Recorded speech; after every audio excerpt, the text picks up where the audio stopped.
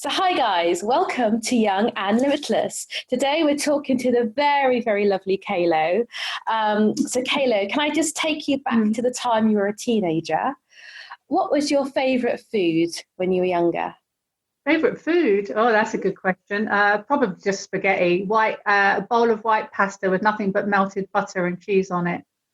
It was my Okay. comfort food. That and cold roast potatoes. But I do like pasta, but I do like it with a bit of sauce. I do like now I sauce. do. That was then. Can't eat it now at all. My stomach Oh, won't have it. so whilst you were a teenager, how how was your life? Did your life look like? Well, teenager was, I think it's distinctly divided into two phases. There was the early teens. Hmm. And the thing is, I didn't live with my mother then. Between about the ages of 11, I learned to read when I was 10, and I suddenly decided I wanted to go to school. So that's the whole backstory. At 11, I said, right, I want to go and live and be a bit more stable. And I had this other woman who'd looked after me on and off called Sue, who I called my good godmother. Now, it was Hmm. always a very strange relationship between her and my actual mother.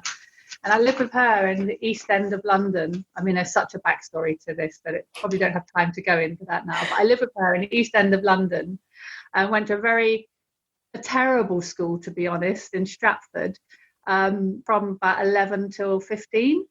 And had a fairly normal background. But because I was living with someone, in one sense, she saved my life from my background of where I come from, a very sort of chaotic upbringing.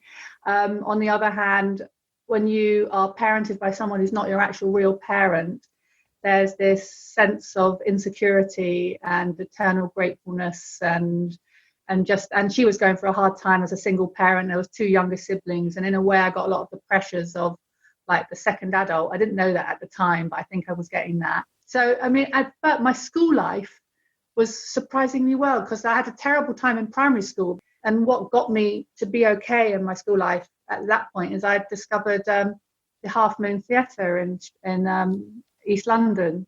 So I started to develop a front, and Okay. I think that's what helped me cope with probably um, most of my teenage years, and probably most of my adult life, to be honest. That gave me a starting place. But the big change that happened is that me and Sue we started rowing a lot, and there were very combustible, very fiery rows that we had. And I used to end up storming out the house, getting to the end of the street, and then coming back. And it's all tied in with being insecure and all of that. And I was visiting my mum regularly. It's hard to get packed up. Yeah, I was visiting my mum regularly at weekends, but she was a heroin addict. I was aware of that. But then I heard that she'd come off all on her own. And I Hmm. had this like sense of loyalty that I had to go back and be with my mum to help her and support her to be free and to stay like that. And then that coupled with really bad rowing with Sue, and a sense of, unlike other children, I had this sense that when things went wrong, I thought, well, I can just leave. And I kind of just left. Mm. And I went and lived with my mum, and I spent what turned out to be a very rough year. Put it that way. It was good and bad with my mum, who, even though she had come off drugs, she promptly went straight onto alcohol.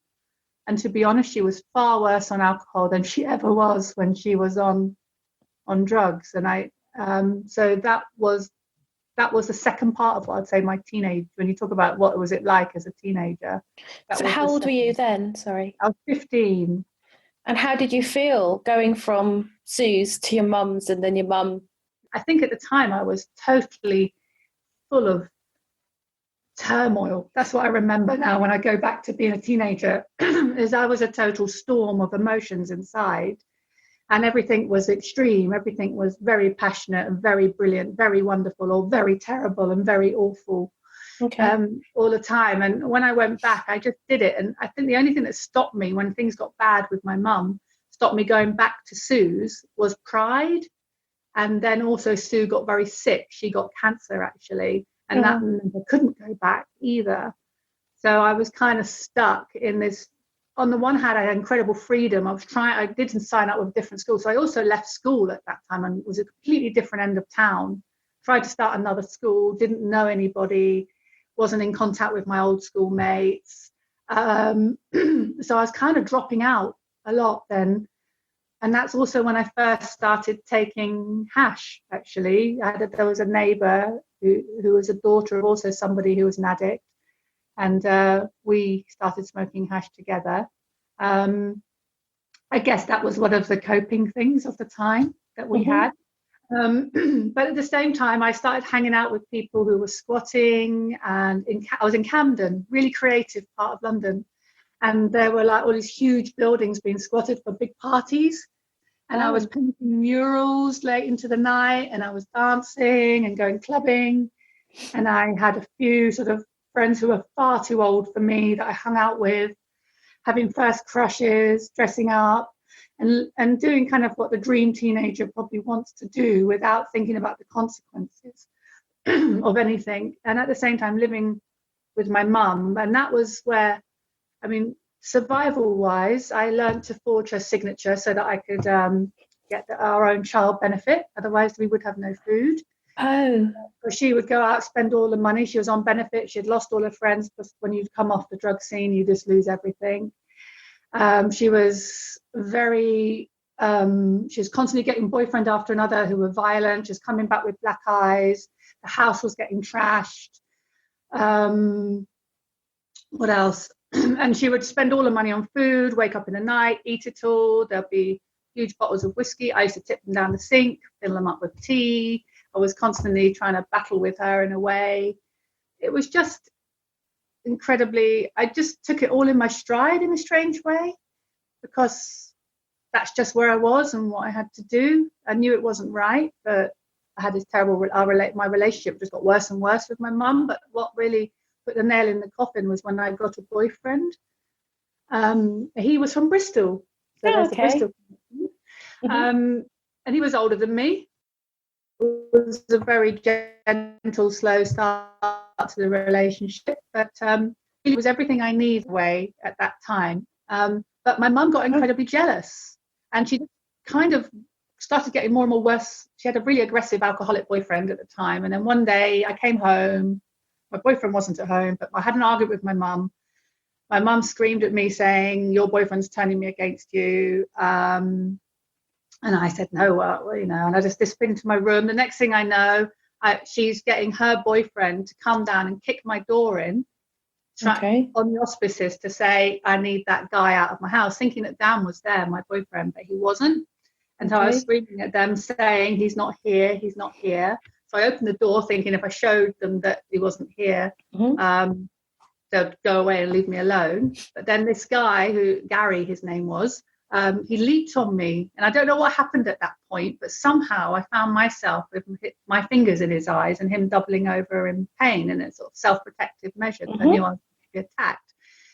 And then my mum started kicking me all up and down the side of my side, screaming at me, "Get off my boyfriend, get off my boyfriend." And I had no way out. I was feeling a bit trapped.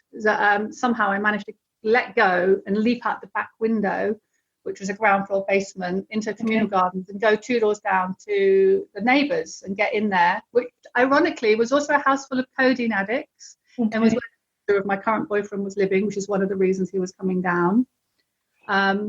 And this guy, Gary, followed me in, and they instantly jumped on him and beat him up and chucked him out, because they just got the first blubbery bits of what had gone on. And so I was kind of protected by these people at the same time. And it was at that point that I left home. I waited on the doorstep for my boyfriend to come home, because no mobile phones to warn him, so I was really worried for his safety. My biggest saviour at that point was a woman called Verona, who was this amazingly strong woman who was a single parent, quite different to what now, singer, and she was always a friend, and she just said, "Come to mine." And I basically lived in her spare room, her child's room. She let me have her child with my boyfriend for about 3 months while we tried to sort out what to do. But I didn't go to the authorities. I didn't do all the practical things, because I was brought up to not be very friendly with the police or authorities. Part of my upbringing, because my parents were drug addicts and all of that. So it didn't even occur to me. And then it turned out my boyfriend's brother and sister, brother and brother's girlfriend, were trying to squat in Bristol. And I just said to Dan, "Let's just move to Bristol." And that's what we did. So at 16, I moved to Bristol and started squatting with them, and very quickly met a whole bunch of people from my past, from my stepfathers, family, people used to look after me when I was little because I was always parceled around a bit, and very quickly had my own group of friends, and actually got out of squatting quite quickly into the next step up from squatting, some kind of, it's called self-help housing at the time, where they let out houses that were barely livable but gave you very cheap rents and stuff. And actually my life just got better from the process of moving to Bristol. Wow.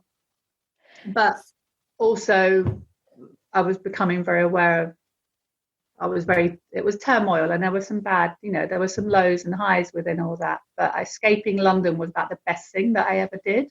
Yeah. So that if you kind could of summarizes my teenage years in a very...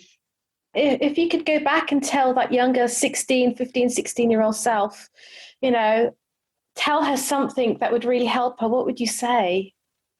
Thought in some ways there was some driving force in me that just got me out of situations. And I think I've had this little runaway girl in me all the time as a survival thing, even when I was quite little. So I was thinking, what would I tell myself? I did a lot of good stuff. I did save myself in a way.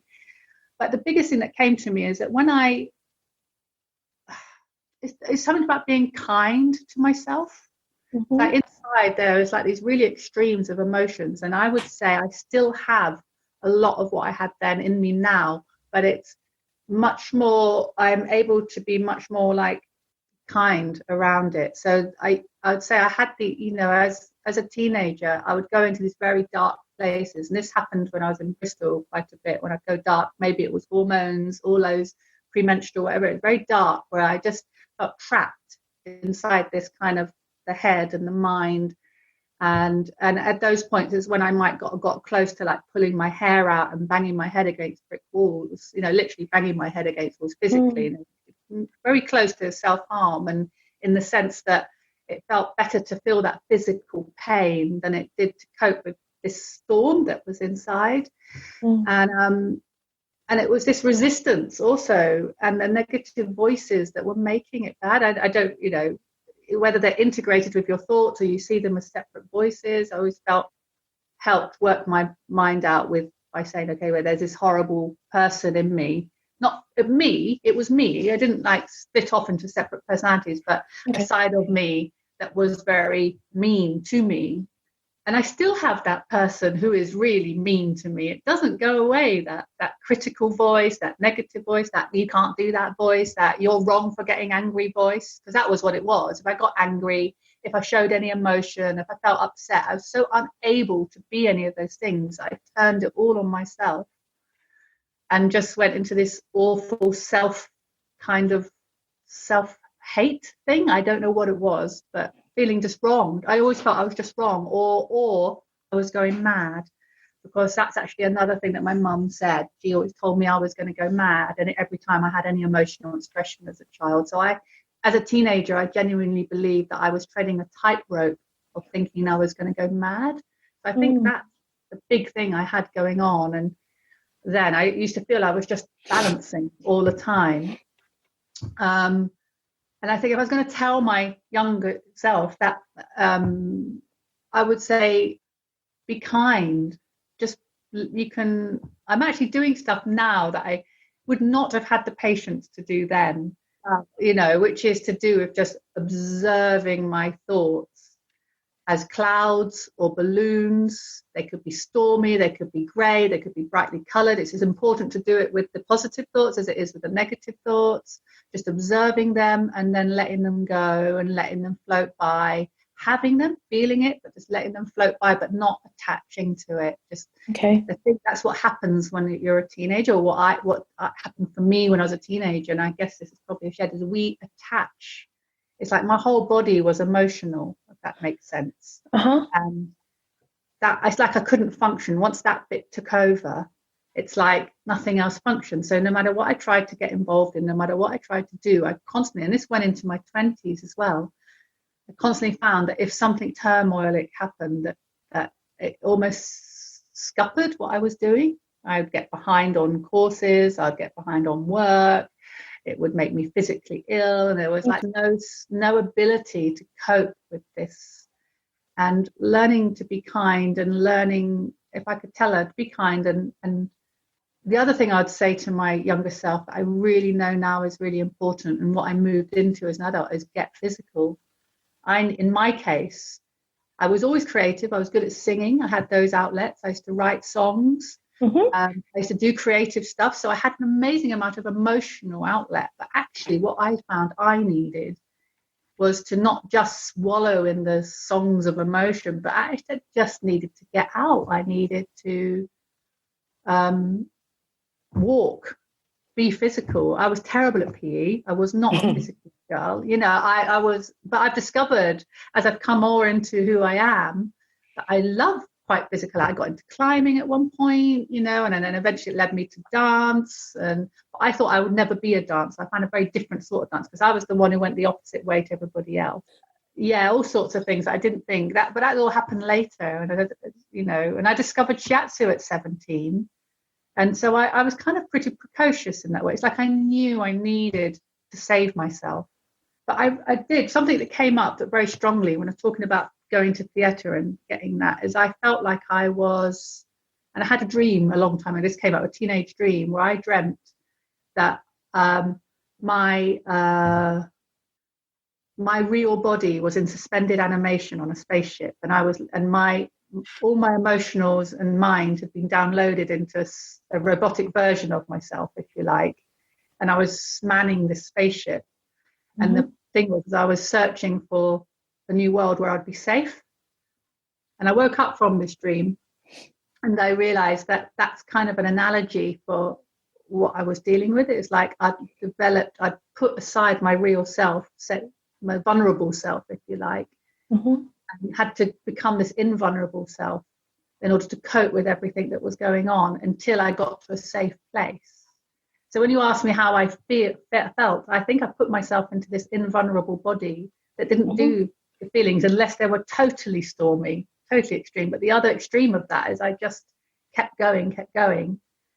And I think coming to Bristol was part of the new world, the safe place, and slowly unraveling and allowing myself to inhabit my real body and be vulnerable, learning how to have emotions. So when those emotions really started to come in, I didn't know how to cope with them at all. And that's, so if I was going to, I'd say I needed to be more physical. The times I felt best were when I got out to go walk. I live in St. Werburgh's, go up on St. Werburgh's Hill. It was a big place for me, I think your dreams are amazing, aren't they? The way they show you stuff, and when you can unpack them, they tell you so much, they help you. Yeah, well, I was always really into that. I was brought up in that kind of esoteric world because of all the drugs and skis, and I went traveling a lot, and there were amazing things. I was an abandoned, left to my own device child on one hand. On the other hand, I had all these interesting ideas. So I was brought up with this idea of the esoteric, and listening to dreams was second nature to me. And I love the imagery of dreams. And I still have pretty wild dreams that I need to sort of unpick apart, and I just use them because I think sometimes they're just like, they just let you know what's going on now. I don't see them necessarily as predictive. I just think, actually, sometimes I just use quite good imagery, or depending on what you fed yourself anyway in your own, I used to read loads of sci-fi, so I had a science fiction dream, Makes sense. Yeah. When you said about being kind to yourself, how else could you, how could they be kind to themselves? Yeah, well, it's just so hard because I think when you're in it, that's what I remember. I was thinking, how easy is it? It's like, okay, I've got now a version of myself now and then, and it's like, on the one hand, I'm exactly the same person. On the other hand, I'm totally and utterly different. And people have met me back then and meet me now, and they don't obviously see the difference until they get to know me better, because the external persona is just a natural gravitation of who I always was. But then I was so in the mess, I suppose, that it was so hard to see outside what I needed to do. So, yes, you could say you need to do this, you need to do that, go walking, get creative, talk to someone, do something, just do something. That sometimes, but just, I literally felt that because I was so overridden and overwhelmed by the storm inside it felt like I couldn't even move. And I don't know what happened to make the little breakthrough that got me out of it. Sometimes I'd be lucky if someone else would be there and just be able to pull me out, but I wasn't always. And sometimes sometimes the physical thing pulled me out when I shocked myself a bit. And I think a thing about being kind was just going, I can't do anything about this. I'm in this mess. And I don't need to hurt myself. Just see how it feels just to have this mess. Because as I got older, what I discovered is that when I just allowed those feelings in, when I didn't try to run from them, when I didn't try to take a drug, or I'd naturally veered away from the drug taking, I actually set a rule for myself that I'd never take drugs if I felt bad or upset or anything because of my background. So that's kept me safe. But the other thing, like hurting myself or things like that, or overeating would be a big pasta. Yeah, really big. I can't do it anymore. I mean, stuff like that, still forms of self-harm. Just learning to go, what would actually happen if I just lay here on my bed or somewhere, sit in the garden, wherever it is, on my own, but what would actually happen if I just let all those emotions happen? Very brave, very, very brave. That's a very hard thing to do. It's a very hard thing to do. And I called it, what I used to call it is I used to call it falling to the bottom of the pit. It's like you're teetering. Like for me, I was teetering on my tightrope of madness. And I thought, maybe I just need to let myself fall off. Okay. And eventually the ground will come up and hit me hard in the face, if you like, or whatever it will hit. And then there'll be nowhere else to go. And that's kind of what I did. And I know that's quite unusual, probably. I had that kind of language just to go. And as soon as I did that, suddenly my pathway got wider. It's almost the first time it was terrible. But I survived it. And the thing is, it's not that makes everything better. But what I learned is I survived it. I survived this terrible thing that we're all afraid of, this part of ourselves that we're so afraid of. And how old were you when you did that? Sorry. I was probably about 17, 18. So you have a very wide, good sense of self-awareness. Well, I found shiatsu, that helped me. But yeah, the imagery, I kind of, because I used to write and sing, I think sometimes when I sing, I wouldn't know what was going to come out of my mouth until it came out. And that was one way I found out what I was feeling. And the tightrope analogy came to me probably through that. And then when I got that analogy, I was able to say, well, what happens if I fall? Just one thing. Yeah, I did. I'm a precocious child. How did shiatsu help you? Yes, it started me it brought me into my body. I mean, this is the thing. Teenagers are so we're I don't know, like I said, I wasn't in my body. I was a shell walking around with all these emotions and all this stuff, but I wasn't in this body. And like the hitting was a way of coming in. And strangely enough, I think when we go towards things, you self-medicate. So when I was pulling my hair or hitting my head, in a way I was trying to get into my body, possibly, so we do self-medicate, but then if it goes on too long, the self-medication becomes the addiction, doesn't it? Yes. And that's the thing with those things. And kindness was in the falling. I know that sounds crazy. It was I can let myself fall. I can let myself go into this terrible place. And it turned out not to be that terrible once I was there. And then I could just climb back up. And then the second time it was pretty terrible. And the third time it's still terrible now. But actually each time I survive, each time it's quicker, each time it's easier, and each time it's better. But it's a life process, I think. Yeah. And the biggest thing I think is if you have to decide, I think, as a teenager, and this is what's really hard, is that you've got to decide that you don't want this to be your life. Make the choice. You've got to know that you have a choice, and to know that a lot of stuff will keep you where you are. Look, collusion, that will be from within your own self, your own family, maybe your peer group, whatever it is, or even just mainly it's ourselves. And most of us haven't been brought up with an awareness that there's choice. And I think I was, because of the traveling and stuff, I became aware of choice, that people live their lives in all different ways. How old were you when you were traveling? Well, I was like 7 and 10 or so. I was all over the place, like Morocco, Ibiza, France, Spain, India, Sri Lanka. You were very, very well traveled as a child and young person. It's because my parents were drug runners. Oh, fine. I went to Morocco. And pictures of me sitting on hash farms with men with guns. I have a photo. Oh my gosh. And I was just, they were in trucks. They would park up. They would say, go away now. And I was left to run around and do my own thing. And all this worry about children running and being outside and all the other fears that are coming down. None of that with me. I was just gone most of the time.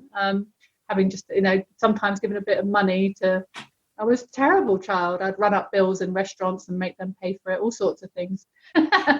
Yeah, you were a terrible child, but you were left alone. So what else? Oh yeah, I was a terrible child, but survived my upbringing. Yes. And I had a healthy enough disrespect for my parents. I think possibly that saved me, in a way, that I didn't go down their road, because that's the other option for children of drug users and users is that you can go down that.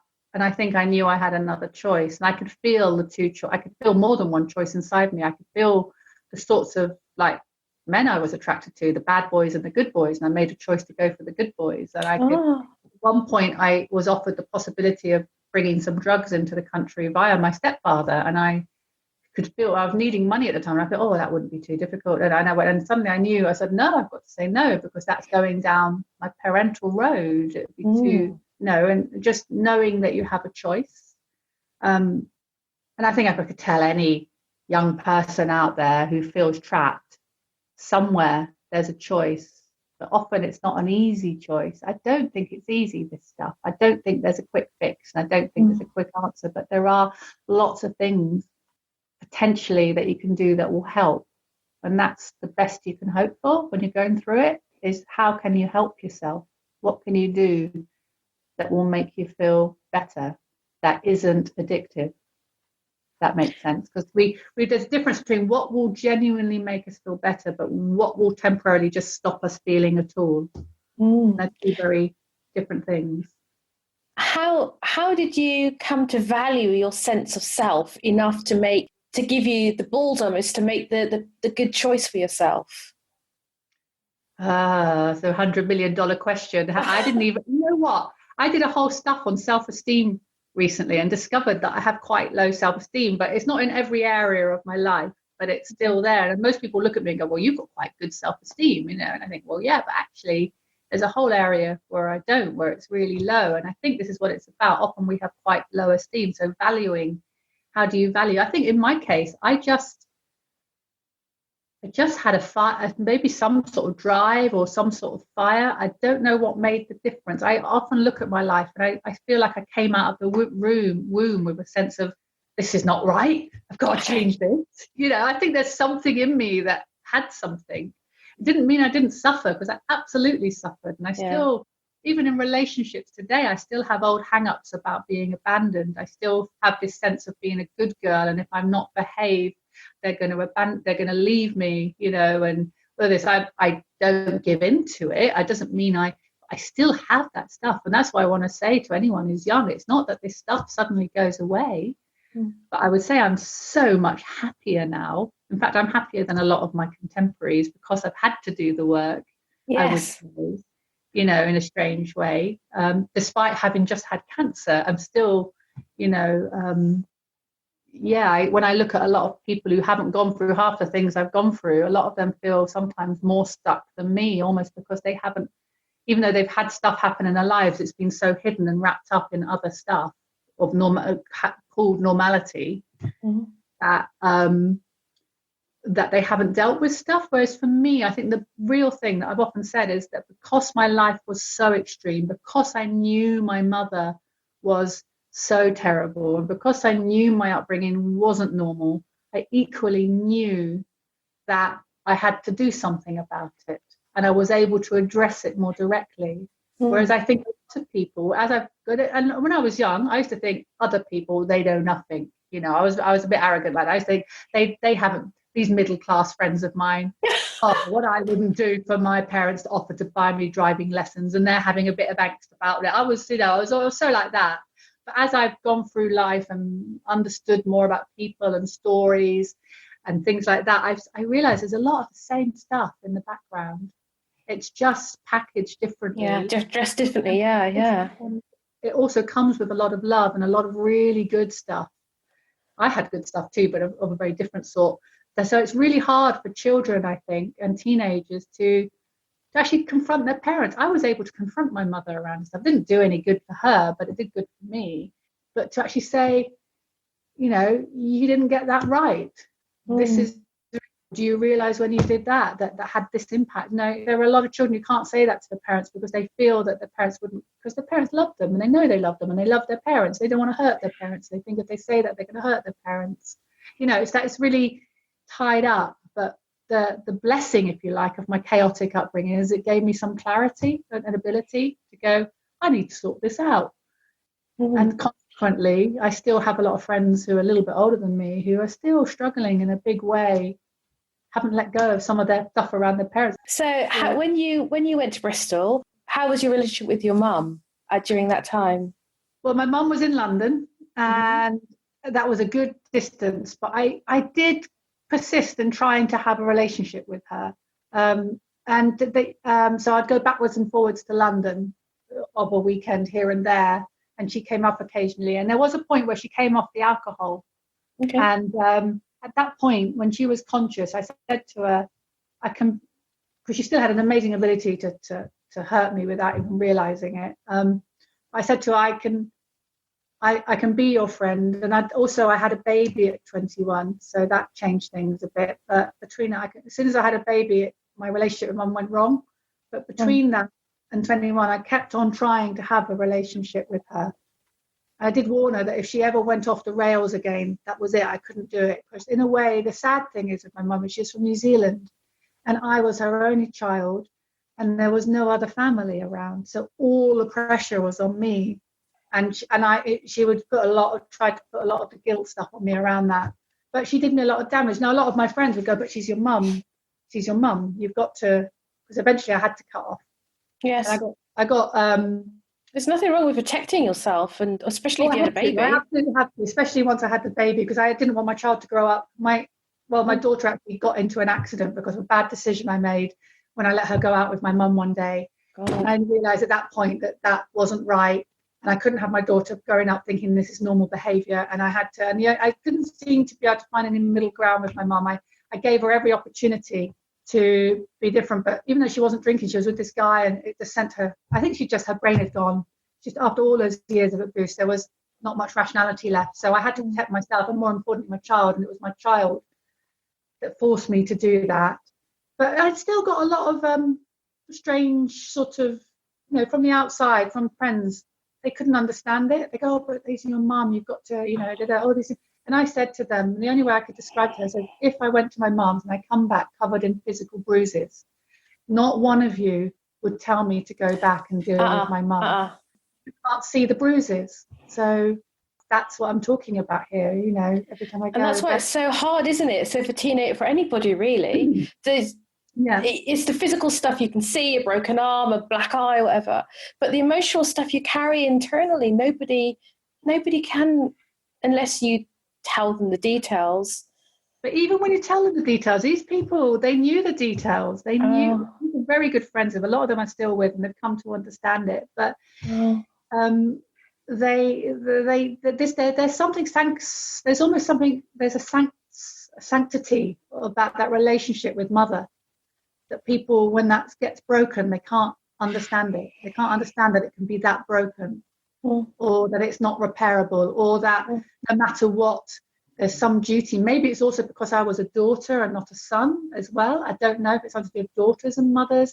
There's something there that's, I had this other mother who I stayed in contact with, Sue, for right up until, she died. And actually, even with both my mums are dead now, and my bio mum, I was with her when she went finally in the last moment. And then it's in that moment of death I was able to tell her I love her and feel safe enough to say it, just to stop being, I used anger to keep her away. I needed to, but as soon as she went, I was able to not be angry anymore. So I think that saying how I felt, I was probably just very angry as a child, and maybe that was the fire that drove me. Yes, and protected you. And protected me, yeah. but it leaks into every other relationship. So and then became destructive. Yeah, it becomes destructive. Exactly. Oh, my phone warning me of my battery power. Oh, okay. So that's okay. Okay. I was I just want to thank you for sharing from the heart like that. I honestly didn't know your story, and you shared so much, and you've come so far. And I'm just amazed that in like when you were traveling when you were little and a baby when you were 21, so much happened in your life. Yeah. And you managed to turn it around and learn the lessons into something positive. And I mean, it's amazing. Well, what I would say, there's a part of, the nasty voice that's still there goes, well, you haven't really done really well in your professional life and you've never made lots of money and la la la la la la la la la. And there's this little critic that goes, but then the nice voice goes, well, actually, I've not become a drug addict. Mm-hmm. I've not fallen off the rails. I've not gone mad. I've had 2 amazing children who are still my friends. It still surprises me that they want to talk to me because I had such an awful relationship with them. We enjoy spending time together. And I'm now in a relationship which I'm kind of like 3.5, 4 years in, and I'm thinking I might be able to do this after all, because I've always believed I would never be able to do that.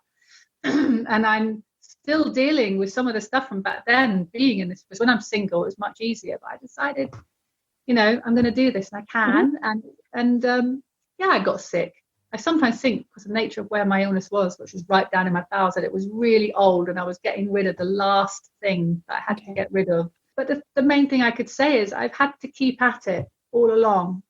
Everything I've done, I've had to stay with in order to just find something is I think the most important message I could say is find something that you enjoy that's not on a screen and is not a drug and is not force feeding yourself or beating yourself up. It's like, take up knitting if that's what it takes, write, learn an instrument, go walk. Maybe physicality is your thing, go walking, just drag yourself out by the scruff of your neck if you have to, because not everybody won't always have someone else there to do it. If you've got someone to talk to, great, but sometimes you need more than that, and there's always a Samaritan, so there's always someone you can talk to somewhere. I think we've just got to have days off internet, perhaps. I mean, it's coming out in the news all the time now, isn't it? Yeah. Days off, detoxing on every front, and learn to use it again in a good way. Because I think it's amazing. I think technology is amazing. I'm not a technophobe. I think, it's incredible, but it's grown up so fast. Yeah. So thanks again for your time. And I just, my hat, if I had a hat, I'd take it off to you. And you're right, because I think everybody needs to know that when you really work on your stuff, on your horrible stuff, good, you do learn, you do grow, you do develop, and you learn that next time it happens, you can get over it. Like you said, when you go in the pit, you get a bit quicker at accepting it. I see it as a toolkit. You need a toolkit. Yes. And then it's up to you to use your tools. Some people just spend their whole life getting tools but never use them. You have to use the tools. You have to get your tools and you have to use them. I love that, because I almost want my podcast to be like an extension of a toolkit where there's all these different things depending on what you're going through, and you can pick up and you can go, oh, I could do that, I could do this, see what works. That's the only way to do it, isn't it? Trial and error. It's not the same for everybody, and that's another thing. One person's medicine isn't another person's. It's finding your thing and deciding to be other than what's going on right now. And make the choice, because you're worth it, as the advert says. You're worth it, absolutely. So thank you, Kaylo. And just thanks, guys, for listening. Guys, if you want to follow me on Instagram, it's Young Limitless Podcast, all one word. If you follow me, I'll follow you back. So take care. Bye-bye. I'll have to join Instagram, won't I? Yes, bye-bye. You will. Bye-bye.